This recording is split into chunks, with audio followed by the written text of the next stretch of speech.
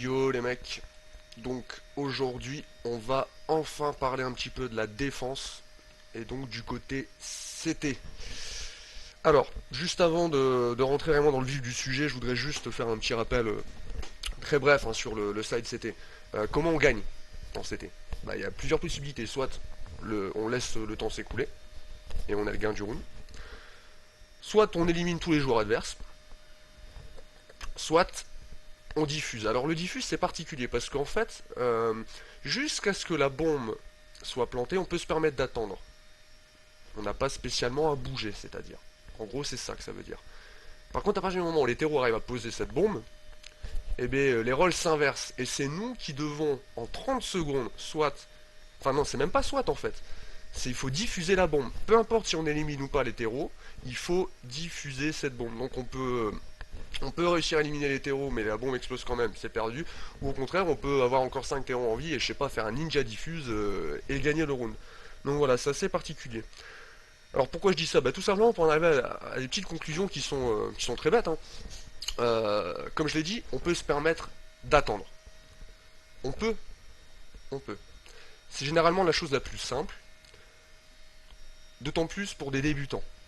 Pourquoi? Parce que les débutants, les gens qui n'ont pas assez d'expérience de jeu, ont tendance à faire des grosses erreurs alors qu'il ferait mieux de rester leur cul bien en place, leur pose et tenir leur position annoncée, plutôt que d'essayer de faire du Chuck Norris. Voilà. Euh, Ça c'est dit. Cependant, est-ce que c'est le jeu optimal? Non, ce n'est pas le jeu optimal que d'attendre. Le jeu optimal, à mon avis, et c'est ce de toute façon à quoi on va essayer de tendre tous ensemble, parce que je pense que c'est bien plus fun de jouer de cette façon plutôt que d'être des campeurs invétérés. Le jeu optimal, ça va être d'exercer une grosse pression sur les points clés de la map, les choke points, essayer de récupérer des informations, ok, sur l'état de l'attaque adverse, l'attaque des terroristes, un petit peu comment ils sont récupérés, et au fur et à mesure de rounds, essayer de s'adapter à leur façon d'attaquer. C'est-à-dire que si on sait par exemple qu'il n'y a qu'un seul gars en tox à chaque fois, et bien c'est essayer d'aller le buter, quoi, de prendre la situation d'avantage pour se retrouver à 5 contre 4. Et pour ça par exemple, bah, ça va être tout simplement d'envoyer deux gars tox. Voilà. De mettre de la pression sur les choke points, plus que d'attendre. Bon, alors ça ce sera à terme.